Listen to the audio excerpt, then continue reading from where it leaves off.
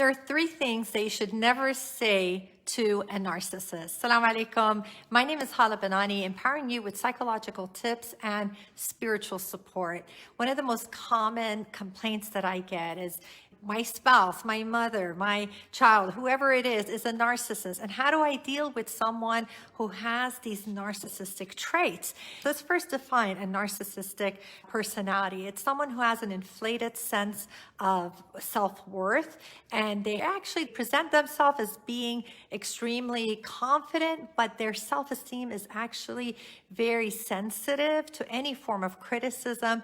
They are seeking attention. And the two things that really sets them apart is that they're actually quite manipulative. They lack empathy, and it's a way of using others. They try to use others for their own gain. So these are individuals that they may come across as very charming, but they will use people as a way to reach their goals. So you have to be very aware of this. Now, I always like to put a disclaimer that if you're in a relationship and your spouse is narcissistic and there is physical abuse or any kind of emotional abuse, that's a different scenario. I'm not talking about tolerating any form of abuse, but sometimes we find ourselves in situations where there may not be any form of abuse necessarily, but it's just an individual with this kind of personality, and you have to navigate. You got to know it's not a person you can cut off. It could be a parent, it could be a sibling, it could be somebody in your family that it's not so easy to just cut off the relationship. It's not always a marriage. We need to see that these individuals are constantly seeking validation. It's a constant need for validation.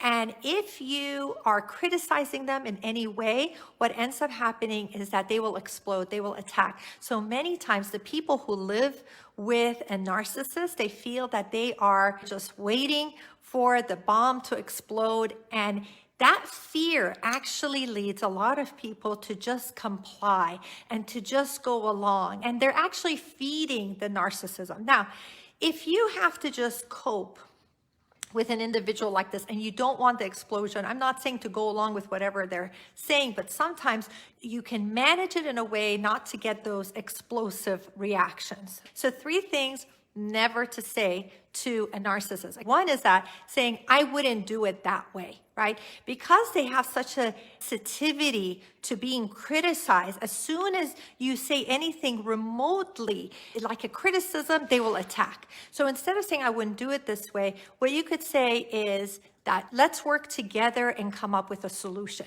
You have to be a bit more diplomatic. You have to know how to approach it in a way where you do express yourself, you get your point across, but confrontation is not going to get you anywhere, because these are people who are extremely experienced in arguing, in belittling, in calling names, and being very destructive in their behavior and in their personalities. And so it's better not to go there with them because they're much more experienced. And it's good to bring them up to a level where you're dealing in a very logical and reasonable manner, so that they have to live up to this nice way of dealing with one another. So when you're kind, when you are more respectful and it's not attacking, you don't have to go in their domain. The second thing is when you say you're wrong. When you directly tell a narcissist you're wrong, you're definitely going to get an explosion. So what you could say instead is, I hear you, but I see it a little differently. Okay. So you are still authentic, you're true to yourself. I would never tell anyone to just be submissive and take whatever and not speak up or not speak your mind, but it's the manner, it's the way you do it. So you could say, I hear you, because they need to feel heard, they need to feel understood, and then you follow it up by, I see it a little different. So that's a lot softer than just outright saying you're wrong. The third thing that you should never say to a narcissistic person is, what's the matter with you? What's wrong with you? I know that you may be tempted to say that because their behavior many times is very irrational, and whether they have a full-blown disorder, a narcissistic personality disorder, or they have certain traits, and the way you would distinguish that is going back to a professional and seeing if they have all those traits, because sometimes what happens is that many individuals have some of the traits of a personality disorder without it being a full-blown disorder, okay? So individuals that have that, you need to be a bit more sensitive. And so saying, what's the matter with you, again, feels like an attack. They feel attacked, and they're going to be defensive. And if you're trying to have a peaceful relationship with a narcissist, again, like I said, when you don't have a choice, when it's a parent, when it's your child, when it's an in-law, whoever it is, you need to navigate this. You can't cut off. That's what I'm referring to. And it's much better to say instead that it seems like you seem upset, you want to talk about it, instead of saying, what's wrong with you?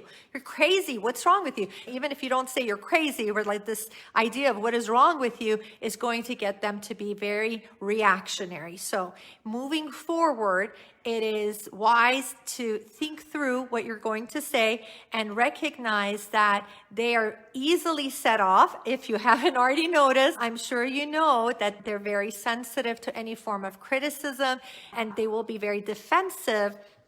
And it's much better to deal with them at a mature level than stooping down, attacking, because they are going to overtake you. They will definitely overtake you. They have more experience. They're going to chew you out, most likely, if you get them defensive. I'm not telling you to tolerate any form of abuse. If that's happening in your marriage and there's physical abuse, there's emotional abuse, that's not what I'm referring to. But I'm saying if there is a family member, someone you cannot cut off, and you want to just avoid the explosions, you want to just know how to deal with people, learn to avoid these three things. And I pray that we're all given the emotional tools in how to manage ourselves. So let's say if it's a parent-daughter relationship and they're coming in because they're having relationship issues, and then it will be presented that they may have some of these traits, but it's very rare for someone who is narcissistic because they think they're perfect. They think they have nothing wrong with them.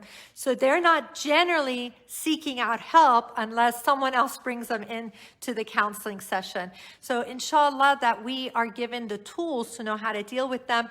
I've had some clients tell me that they used to be very reactionary. And so as soon as their spouse would say something and they had a narcissistic personality, they would just like immediately kind of attack and be defensive. And now that they have learned how to regulate their own emotions, they're like, we're not fighting, we're getting along much better. So having emotional intelligence in any relationship will give you some powerful tools to just navigate your life, to know how to deal with any situation without getting emotional, without overreacting, without having a meltdown, without tantrums, without manipulation. I mean, there's really an easy way, and I can teach you step by step on the Mindful Hearts Academy. You can take it at your own pace, learn the information and apply it, and inshallah you will see some amazing results. Inshallah. Assalamu alaikum.